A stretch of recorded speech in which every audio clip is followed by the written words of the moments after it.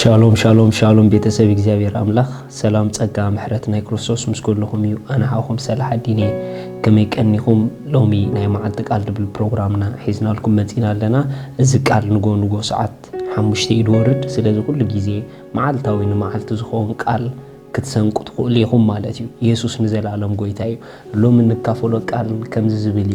ፍጥረት ኩሉ ንምግላጽ ደቃ አምላኽ ይጽበ አሎ ዝብል ዋው መጽሐፍ ቅዱስ ክዛረብ ከሎ ሮሜ ምዕራፍ 8 ካብ ጥቕስ 18 ከምዚ ይብል ሃረርታ ፍጥረት ነቲ ምግላጽ ደቃ አምላኽ ይጽበዮ አሎሞ ከምኡ ኸኣ ኣነ ንስቓይ እዚ ዘመን እዚ እቲ ነቲ ኣባና ክግለጽ ዝመጽእ ዘሎ ክብሪ ከምዘይ መዓራረዮ ኣምን ኣለኹ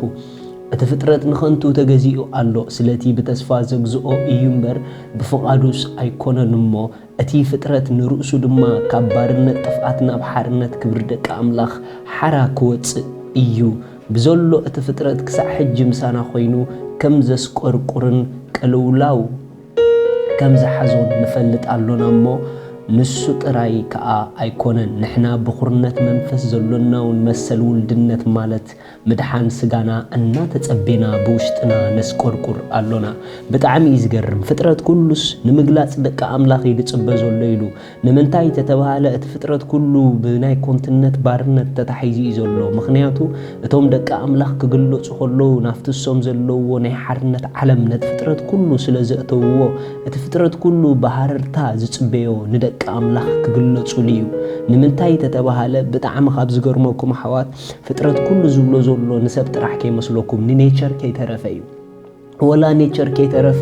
ጽባቂኡ ኣብ ምግላጽ ደቃ አምላኽ ይዘሎ ምኽንያቱ ኣዳም መጀመርታ ምስ ወደቀ ብሰንኪ ውድቀቱ ምድሪ ብሰንኪኻ ርግምቲ ትኹን ተባሂሉ ስለዚ ምድሪ ብሩኽ ሰብ ክመጻ ከሎ ናብ በረኸት ትኸይድ እያ ማለት እዩ ብሩኽ ሰብ ክረኽባ ከሎ ሓይላት ገልጽ እያ ማለት እዩ ስለዚ ንኹሉ ነገር ናይ ደቃ አምላኽ ምግላጽ ብጣዕሚ ባሃረርታ ኣብ ትጽቢት ኣቲ እዩ ብኻልእ ኣዘራርባ ኣነን ንስኹምን እቲ ናይ ውልድነት ዝረኸብናሉ ማንነት ካብኡ ተበጊስና ካብቲ ደቃ አምላኽ ዝኾናሉ ስፍራ ተበጊስና ፋንክሽን ክንገብር ተጀሚርና ካብኡ ተበጊስና ክንሓስብ እንድሕር ጀሚርና ኩሉ ንሰናይ ከም ዝሰርሕ ክንገብሮ ንኽእል ኢና ኩሉ ንሰናይ ከም ዝሰርሕ ክንገብሮ ንኽእል ኢና ኢየሱስ ኣብ ምድሪ ክመላለስ ከሎ እንድሕር ርኢኩሞ ካብ ተፈጥሮ ክሳዕ ፍጡራት ኩሎም ንዕኡ ንድምፁ ሰሚዖሞን ተኣዚዞሞን እዮም ስለዚ እዚ ማይንድ እዚ እንተደኣ ኣለና ኣብ ናትና ምግላጽ ኩሉ ናብ ሓርነትን ናብ ትኽክለኛ ቦትኡን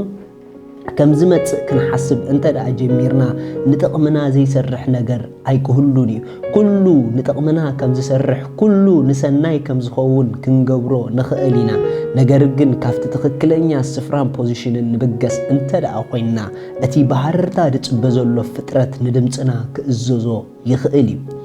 ኢየሱስ ክርስቶስ ንዘለዓለም ጎይታ እዩ ስለዚ ነገራት መልክዖም ቀይሮም ክትርእይዎም ከለኹም ኩሉ ነገር መልክዑ ቀይሩ ክትርእይዎ ከለኹም በቲ ካብ ኣፍኩም ዝወፅእ ቃል ናብ ትኽክለኛ ስፍሩ ከም ተእትውዎ ክትሓስቡ ጀምሩ ምኽንያቱ ንቃል ኣፍኩም ደይእዘዝ ምንም ነገር የለን ኩሉ ተፈጥሮ ይሰምዐኩም እዩ ንኢየሱስ ገረብ ሰሚዕዎ ንኢየሱስ ንፋስ ሰሚዕዎ ንኢየሱስ ማዕበል ተኣዚዝዎ ንኢየሱስ ሕማም ሰሚዕዎ ንኢየሱስ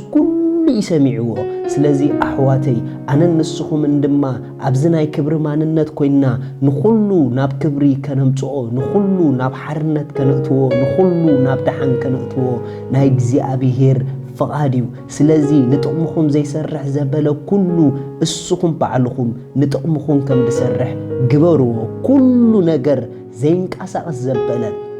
ዝባላሾ ዘበለ ካብቲ ምብልሻው ኣውፂኹም ናብ ጥዕናን ናብ ደሓንን ንኹሉ ከተእትውዎ ትኽእሉ ኢኹም ንምንታይ ተተባሃለ ኩሉ ንድምፂ ስለ ዝሰምዕ ኩሉ ድምፂ ስለ ዘለዎ ኩሉ ድማ ንምግላጽ ደቃ አምላኽ ባሃረርታ ይጽበ ስለ ዘሎ ካብ ኣካላትኩም ጀሚርኩም ክሳዕ ኩነታትኩም ከተስምዕዎን ንሰናይኩም ከም ዝሰርሕን ክትገብርዎን ትኽእሉ ኢኹም ምኽንያቱ ኩሉ ፍጥረት ባሃረርታ ንምግላጽ ደቃ አምላኽ እዩ ዝጽበ ዘሎ እቲ ፍጥረት ብዘሎ ክሳዕ ሕጂ ምሳና ኮይኑ ከም ዘስቆርቁርን ቅልውላው ከም ዝሓዞን ንፈልጥ ኣሎና ኢሉ እቲ ዝገርመኩም ድማ እቲ ፍጥረት ንርእሱ ድማ ኢሉ ካብ ባርነት ጥፍኣት ናብ ሓርነት ክብሪ ደቃ አምላኽ ሓራ ክወፅእ ኢሉ ርኢኹም ኣሕዋት ደቂ ኣምላኽ ኣብ ሓርነትን ክብርን እዮም ዘለዉ እሶም ዝኣተውዎን እሶም ዝበልዎን እሶም ዝተንቀፍዎን ኩሉ ድማ ናብ ናይ ሓርነትን ናብቲ ትኽክለኛ መልክዑን ክኣቱ ይኽእል እዩ ስለዚ ካብዚ ስፍራ ዝተበጊስኩም ንህይወት ክትነብሩዋ እንተደኣ ጀሚርኩም ንጥቕምኩም ዘይሰርሕ ነገር የለን ንጽቡቅኩም ዘይሰርሕ ነገር የለን ኩሉ ወይዘር ኣይትበሉ ተፈጥሮ ኣይትበሉ ሰብ ኣይትበሉ ኣካላትኩም ኣይትበሉ ነገራትኩም ኣይትበሉ ኩሉ ንጽቡቅኩም ሓቢሩ ክንቀሳቀስ ይኽእል እዩ ዋይ ተተባሃለ እቲ ፍጥረት ኩሉ ንምግላጽ ደቂ ኣምላኽ እዩ ዝጽበ ዘሎ ኢየሱስ ንዘለዓለም ጎይታ እዩ ስለዚ ኩልና ከምዚልና ንኣውጭ እግዚአብሔር አቦ ኩሉ ንምግላጸይ ስለዝጽበ የመስግነካ ኣለኹ ኩሉ ንሰናይ ጥራይ ስለዝሰርሕ የመስግነካ ኣለኹ ኣብ ሰናይን ሙሉእን ጽቡቕን ፍቓድካ ጥራይ ስለዝነብር የመስግነካ ኣለኹ አሜን ኢየሱስ ንዘለዓለም ጎይታ እዩ ሎሚ ንጎይታና ኢየሱስ ክርስቶስ ኣብ ህይወትኩም ወሲንኩም ደይተቀበልኩም ታማዓልቲ ምድሓን ሎሚ ኣሞሎም ወሲንኩም ንጎይታ ክትቀበልዎ ዕድመኩም እቶም ብሓቂ ንጎይታ ሎሚ ክትቀበልዎ ኣምላኽነቱ ዝኣመንኩምሉ ሰባት እዛ ጸሎት ምሳይ ጸልዩ እግዚአብሔር አቦ ስለ ወድኻ ኢየሱስ ክርስቶስ የመስግነካ ኣለኹ ይኣምን ኣለኹ ኢየሱስ ክርስቶስ ስለ ኃጢአተይ ከም ዝተሰቕለ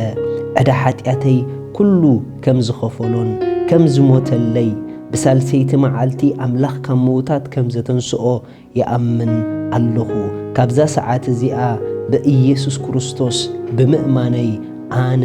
ውሉድ ኣምላኽ ሓድሽ ፍጥረት እየ መንፈስ ቅዱስ ብሽም ኢየሱስ በእምነት ይቕበለካ ኣለኹ አሜን እዚኣ ዝወሰንኩም ብጣዕሚ ሓጎሰኩም ከም በሓድሽ ውሽጥኩም ተወሊዱ ሓድሽ ህይወት ተቐቢልኩም ኢኹም በዚ ታሕቲ ዘሎ ጌርኩም ብቴሌፎን ወይ ድማ ብፌስቡክ ስምኩም ጽሓፉልና ክንጽልየልኩም ኢና ትምህርቲ ዘድልየልኩም ከዓ ክንሕግዘኩም ኢና ሻሎም